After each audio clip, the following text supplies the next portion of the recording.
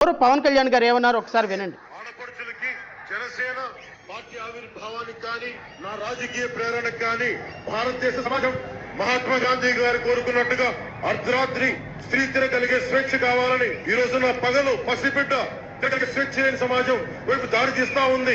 ఎక్కడో రాజధానిలో నిర్భయ అనే ఒక ఆడపడుచు దారుణంగా మానభంగానికి గురైతే ఇప్పుడు కానీ ఎంపీలు చలించరు. మేము ఆడపడుచులకి భద్రత కల్పిస్తున్నాం. మీ మీద ఎవరు చెయ్యేసినా గాని, మిమ్మల్ని ఎవరు ఇబ్బంది పెట్టినా గాని చాలా బలమైన కఠినమైన చట్టాలు తీసుకొస్తాం. చట్టాలని స్త్రీలకి అండగా ఎవరు చెయ్యి వేసినా బలమైన కఠినమైన చట్టాలు తీసుకొస్తారు. నేను మళ్ళీ చూపిస్తాను వీడియో, దయచేసి జూమ్లోనే ఉంచండి. అరవ శ్రీధర్ గారు, పవన్ కళ్యాణ్ గారు మిమ్మల్ని అడుగుతుంది నేను. సినిమా స్క్రిప్ట్లు చదివేసి వెళ్ళిపోవటం కాదు సార్, రాజకీయాల్లో ఒక రికార్డు ఉంటుంది.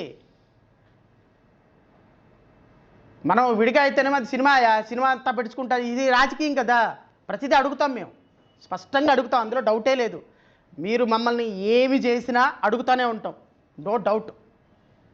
మీరు మాకు చెప్పులు చూపించినా అడుగుతాం, చాటలు చూపించినా అడుగుతాం, ఏం చూపించినా అడుగుతాం.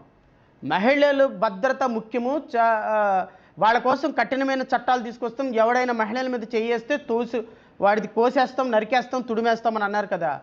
అరవ శ్రీధర్ విషయంలో మీ పార్టీ ఏం చేసింది సార్? ఒక మహిళ మన హైకోర్టు అడిగింది సార్, అరవ శ్రీధర్ వాళ్ళ అమ్మ ఆ మహిళ మీద కేసు పెట్టింది. ఏమని? నా కొడుకుని బెదిరిస్తుంది. ఒక సాధారణమైన జూనియర్ అసిస్టెంటు.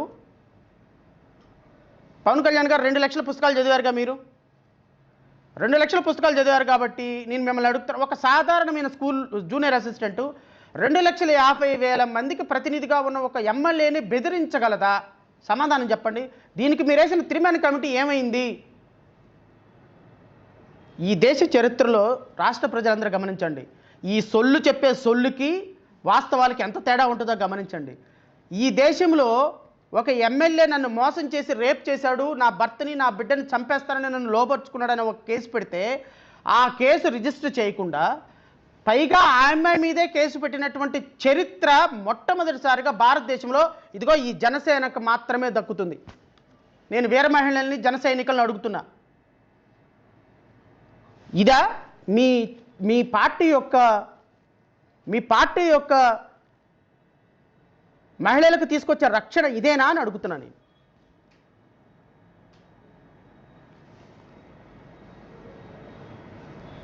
అలాగే ఆడపడుచులకి జనసేన పార్టీ ఆవిర్భావానికి కానీ నా రాజకీయ ప్రేరణకు కానీ భారతదేశ సమాజం మహాత్మా గాంధీ గారు కోరుకున్నట్టుగా అర్ధరాత్రి స్త్రీ తిరగలిగే స్వేచ్ఛ కావాలని ఈ రోజు నా పగలు పసిబిడ్డ స్వేచ్ఛ లేని సమాజం వైపు దారి తీస్తా ఉంది. ఎక్కడో రాజధానిలో నిర్భయ అనే ఒక ఆడపడుచు దారుణంగా మానభంగానికి గురైతే అప్పుడు కానీ ఎంపీలు చలించరు. మేము ఆడపడుచులకి భద్రత కల్పిస్తున్నాం. మీ మీద ఎవరు చెయ్యేసినా గాని, మిమ్మల్ని ఎవరు ఇబ్బంది పెట్టినా గాని చాలా బలమైన కఠినమైన చట్టాలు తీసుకొస్తాం. చట్టాలని స్త్రీలకి అండగా ఉండే భద్రత కల్పించే సమాజాన్ని తీసుకొస్తాం.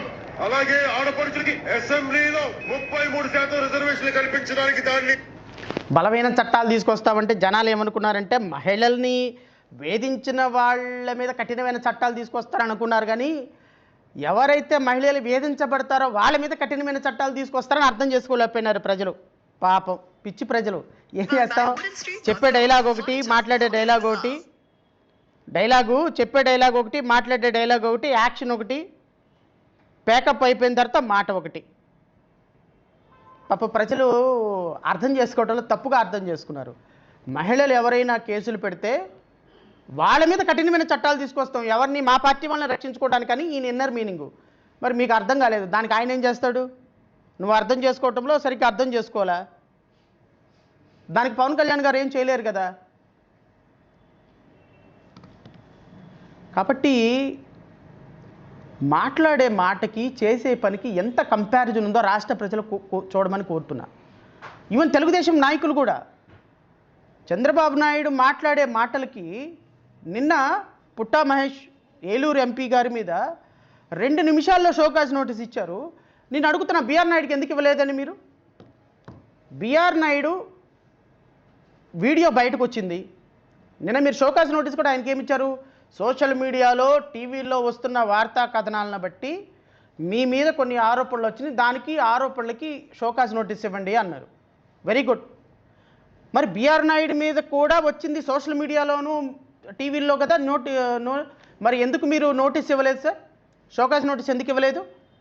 మేబీ మీరు షోకాజ్ నోటీస్ ఇస్తే వారు లేదండి మాకు 32 సంవత్సరాల నుంచి అనుబంధం ఉంది, అయినా నేను ఆవిడ్ని ఆత్మీయంగా కౌగిలించుకున్నాను, మీరు తప్పుగా అర్థం చేసుకుంటే నేనేం చేసేది, అయినా మా 32 సంవత్సరం మా బంధాన్ని, ఎక్కడో జరిగిన బంధాన్ని టీటీడీకి మీరు ఆస్వాదించొద్దు, ఇది నా వ్యక్తిగతమైన జీవితం అని రిప్లై ఇచ్చేవాళ్ళు.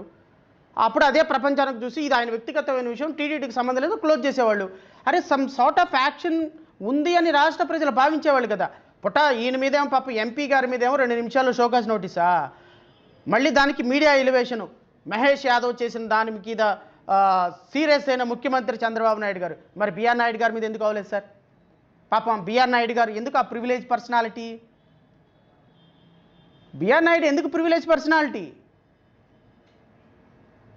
ఎందుకు ఆయనకి షోకాజ్ నోటీస్ ఇవ్వలేదు? ఆయన ఎందుకు ఎక్స్ప్లెనేషన్ కాల్ఫర్ చేయలేదు? ఆ పిచ్చి పృథ్వీ అని ఒకడు ఉండేవాడు, పిచ్చి బత్తాయి అని సినిమాల్లో అంటూ ఉండేవాళ్ళు.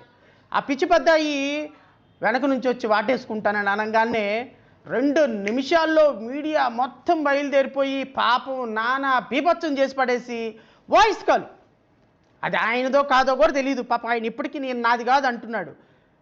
ఆ మాట అన్న నేరానికి ఆయన్ని ఎస్వీబీసీ చైర్మన్ పదవి నుంచి తొలగించే దాకా నిద్రపోలేదండి మీడియా, మీ తెలుగుదేశం మీడియా.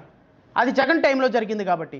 మరి ఈ టీటీడీ టైంలో జరిగింది తెలుగుదేశం హయాంలో ఆయన టీటీడీ చైర్మన్కి ఒక వీడియో బయటకు వస్తే, ఆ వీడియో బయటకు వచ్చిన తర్వాత ఆయనే వచ్చి నాకు సంబంధం ఉంది, మాకు 32 సంవత్సరాల ఆత్మీయ సంబంధం ఉందని చెప్పినా కూడా ఆయన షోకాజ్ నోటీస్ కాదు కదా, కనీసం ఎక్స్ప్లెనేషన్ కూడా కాల్ఫర్ చేయలేదు అంటే ఇది ద్వంద్వనీతి కాదా సార్?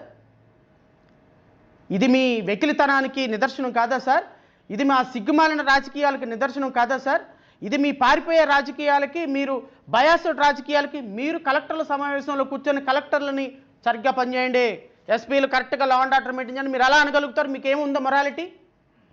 నేను ముఖ్యమంత్రిని అడుగుతున్నా, మీకేముంది మొరాలిటీ? నేను ఉప ముఖ్యమంత్రిని అడుగుతున్నా, నీ ఎక్కడుంది సనాతన ధర్మం? పందిలడ్డు పంది కొవ్వులో కలిసింది అని చెప్పినప్పుడు వెంటనే వెళ్ళి మెట్లు గడిగి అక్కడ సనాతన డిక్లరేషన్ తీసుకున్నావే, టీటీడీ చైర్మన్ మీద మీరు ఎందుకు మాట్లాడటం లేదు? ఎందుకు షోకాజ్ నోటీస్ అడగటం లేదు? అంటే సనాతన ధర్మం పర్మిట్ చేసిందా ఆత్మీయ ఆలింగనాలని?